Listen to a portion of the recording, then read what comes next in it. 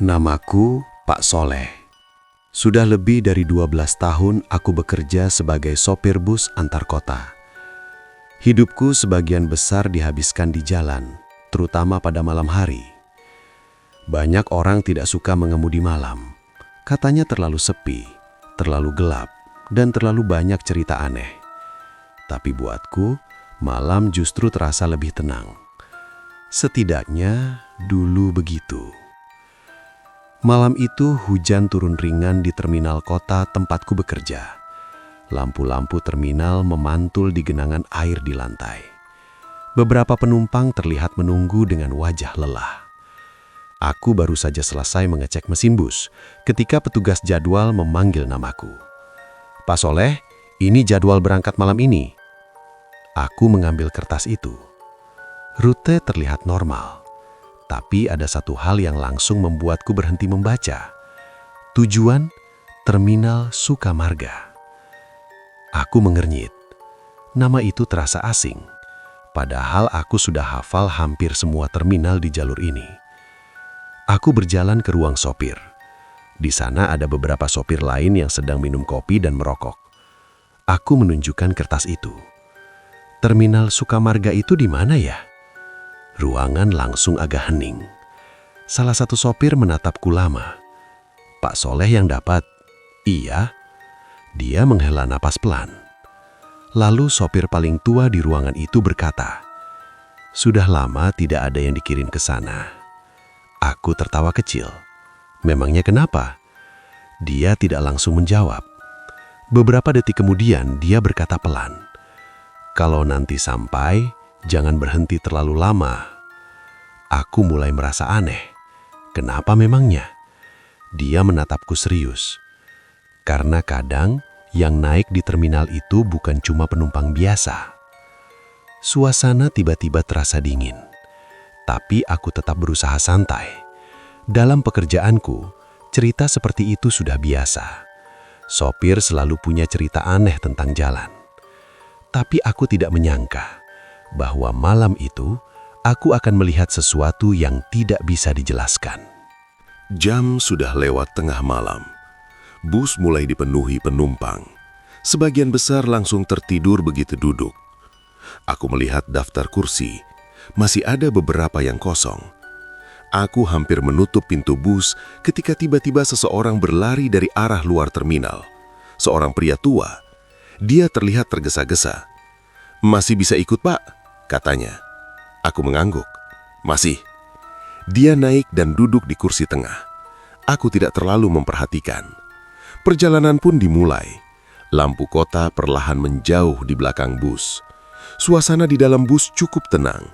Hanya suara mesin dan hujan yang menetes di kaca. Sekitar 20 menit perjalanan, aku mulai merasa ada yang aneh.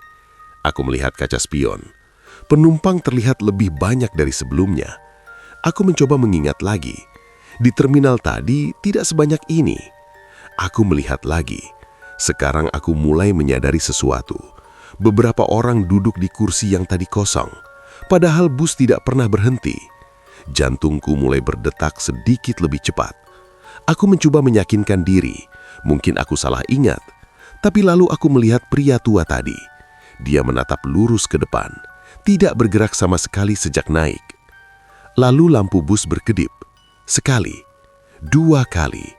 Dan ketika lampu kembali stabil, jumlah penumpang di dalam bus terlihat jauh lebih banyak. Saat itulah perasaan tidak enak mulai muncul. Sekitar 1 jam perjalanan, kabut mulai turun. Jalan semakin sepi. Biasanya pada titik ini ada pom bensin kecil. Tapi malam itu tidak ada apa-apa. Hanya jalan kosong. Aku melihat GPS. Aneh, rute di layar terlihat berbeda, seperti aku berada di jalur yang tidak pernah aku lewati. Aku memperlambat bus. Lalu tiba-tiba pria tua tadi berdiri. Dia berjalan pelan ke arah depan. Langkahnya sangat lambat. Dia berhenti di dekat kursiku, lalu berkata dengan suara tenang, "Pak Soleh, sebentar lagi kita sampai." Aku menoleh sedikit. "Sampai mana?" Dia tersenyum tipis. "Terminal terakhir." Kalimat itu membuat bulu kuduku langsung berdiri. Aku melihat kaca spion. Semua penumpang di dalam bus sekarang menatap ke arahku. Serentak, tanpa suara, dan wajah mereka tidak aku kenali satupun. Padahal sebelumnya aku melihat orang biasa. Sekarang semuanya terlihat pucat, diam, seperti menunggu sesuatu. Lalu kabut di depan jalan perlahan terbuka, dan aku melihat sebuah terminal tua di kejauhan. Lampunya redup, bangunannya seperti sudah lama tidak dipakai. Tapi entah kenapa, aku merasa tempat itu memang sedang menunggu busku datang. Dan saat itulah aku sadar satu hal. Mungkin aku sudah masuk ke tempat yang tidak seharusnya dilewati manusia. Busku melaju semakin pelan ketika mendekati terminal tua itu. Kabut masih tebal, tapi lampu-lampu redup di bangunan terminal mulai terlihat jelas. Tempat itu tampak sangat tua. Cat dindingnya pudar, beberapa papan nama sudah hampir tidak terbaca. Aku yakin sekali, terminal ini tidak pernah ada di jalur biasa yang aku lewati. Tanganku sedikit berkeringat di setir. Mesin bus tiba-tiba terasa berat, seperti ada sesuatu yang menahan. Saat roda bus akhirnya memasuki halaman terminal itu, suasana langsung berubah sangat sunyi. Tidak ada suara kendaraan lain. Tidak ada petugas terminal. Tidak ada pedagang. Tapi ada sesuatu yang membuatku merinding. Di bawah lampu-lampu terminal, aku melihat banyak orang berdiri. Awalnya aku pikir itu penumpang biasa, tapi ketika bus berhenti, mereka semua langsung menoleh ke arah busku. Serentak, pelan, seperti mereka sudah lama menunggu. Aku menelan ludah. Dari kaca spion aku melihat penumpang di dalam bus juga berdiri satu persatu. Tanpa bicara, tanpa suara langkah. Pria tua yang sejak awal naik bus berdiri tepat di belakang kursiku. Lalu dia berkata pelan, "Kita sudah sampai, Pak Soleh." Pintu bus tiba-tiba terbuka sendiri. Aku tidak menekan tombol. Satu persatu penumpang mulai turun. Gerakan mereka aneh, terlalu pelan. Seperti bayangan yang berjalan. Aku hanya bisa duduk di kursi sopir, tubuhku terasa berat sekali. Seolah-olah aku tidak diizinkan bergerak. Penumpang terus turun. Tapi anehnya, busku tidak pernah benar-benar kosong.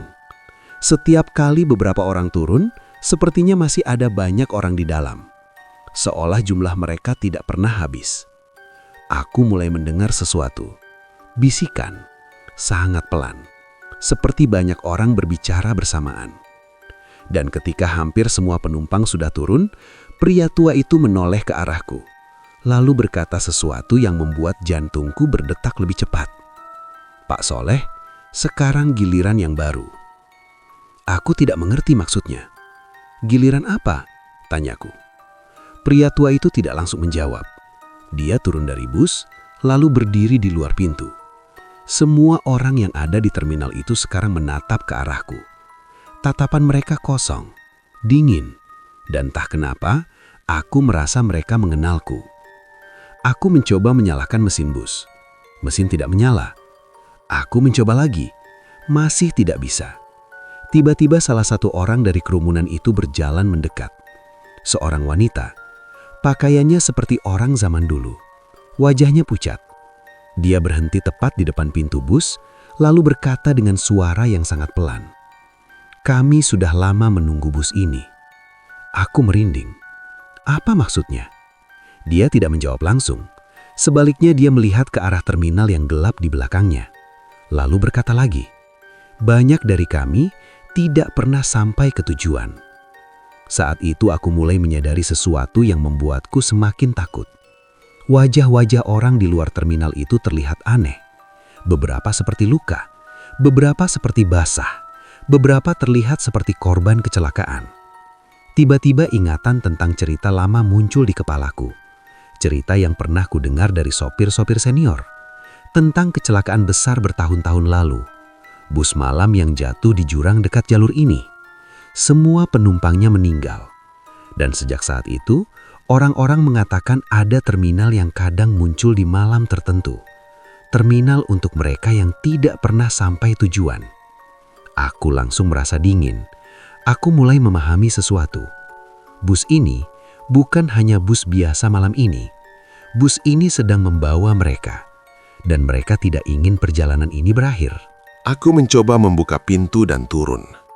Tapi kakiku terasa sangat berat. Seperti ada sesuatu yang menahanku di kursi supir. Wanita itu kembali berbicara. "Kami butuh supir." Kalimat itu membuat dadaku terasa sesak. Apa maksudnya? Dia menunjuk ke arah terminal. Di sana aku melihat sesuatu yang membuatku benar-benar merinding. Ada beberapa bus tua, bus yang tampak rusak. Dan di salah satu kursi supir, aku melihat sosok duduk. Awalnya aku tidak terlalu jelas melihatnya. Tapi ketika kabut sedikit bergerak, aku menyadari sesuatu yang sangat mengerikan.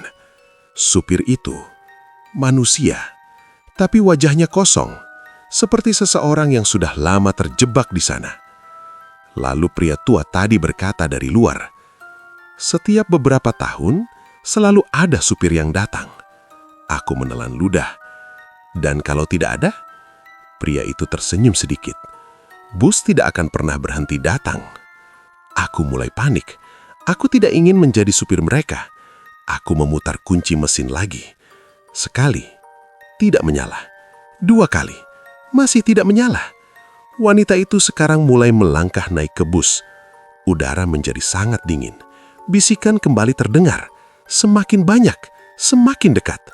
Dan saat itulah, aku melihat sesuatu di kaca spion. Di kursi paling belakang, ada seseorang duduk. Seseorang yang sangat aku kenal. Itu aku, versi lain dari diriku. Lebih pucat, lebih tua. Matanya kosong, seperti seseorang yang sudah lama menjadi supir di tempat ini. Saat itu aku sadar, jika aku terlambat sedikit saja, aku mungkin tidak akan pernah keluar dari terminal itu. Aku menarik nafas dalam-dalam. Aku tidak boleh panik. Aku memutar kunci mesin sekali lagi. Mesin tiba-tiba menyala. Keras sekali, seperti menolak tempat itu. Wanita itu langsung berhenti. Tatapannya berubah. Orang-orang di luar terminal mulai bergerak mendekat. Aku langsung menginjak gas. Bus melaju. Cepat. Kabut di depan jalan terasa sangat tebal. Tapi aku tidak berhenti. Aku terus mengemudi. Suara bisikan semakin keras, seperti mereka mencoba menghentikan bus. Tapi tiba-tiba, semuanya hilang. Kabut menghilang. Jalan kembali seperti biasa. GPS kembali normal. Dan ketika aku melihat kaca spion, bus itu kosong. Tidak ada satupun penumpang. Aku mengemudi sampai pagi tanpa berhenti. Dan sejak malam itu, aku tidak pernah lagi mendapat jadwal ke terminal Sukamarga. Sampai suatu malam, beberapa bulan kemudian, aku melihat papan jadwal di terminal. Dan di sana tertulis lagi, tujuan Terminal Sukamarga, dengan nama supir yang tertera, Pak Soleh. Sejak saat itu, aku sadar sesuatu. Terminal itu tidak pernah benar-benar hilang. Ia hanya menunggu supir berikutnya.